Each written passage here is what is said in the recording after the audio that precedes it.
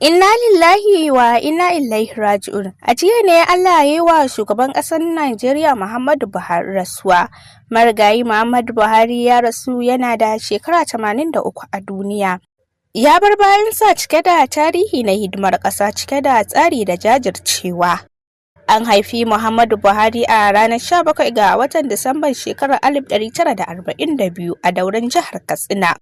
Ya samu iliminsa na farko a makarantar firamare da sakandare a yankin Arewa maso yamma kafin ya shiga makarantar horar da sojojin Najeriya, Nigerian Military Training College a shekarar 1961. Buhari ya taka muhimmiyar rawa a soja inda ya kai matsayin Manjo Janar.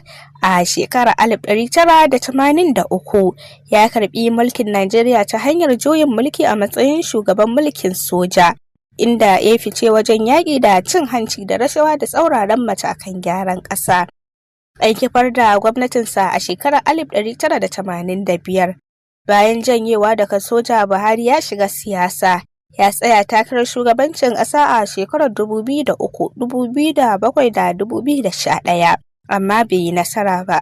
Sai a shekarar 2015 ne ya lashe zaɓe a ƙarƙashin jam'iyyar APC, inda ya zama shugaban Najeriya na farko da ya kayar da shugaba mai ci. Ya sake lashe zaɓe a shekarar 2019 kuma ya kammala wa'adin mulki na shekaru 8 a shekarar 2023. Marigayi Buhari ya rasu a shekarar 2025 bayan barin gadon mulkin shekaru 2 da suka gabata. Rasuwarsa ta girgiza al'umma da dama, inda aka yaba masa bisa sadaukarwarsa wajen mulkin ƙasa da tafiyar da gwamnati cikin tsari da ƙoƙarin gyaran tattalin arziki da yaƙi da cin hanci da rashawa. New Media 24 na miƙa ta'aziyarsa ga iyalan gwamnatin Najeriya da dukkanin al'umma. Allah ya gafarta masa ya bashi hutu a lahira. Amin. Hafsat Abdullahi Ɗanladi, New Media 24.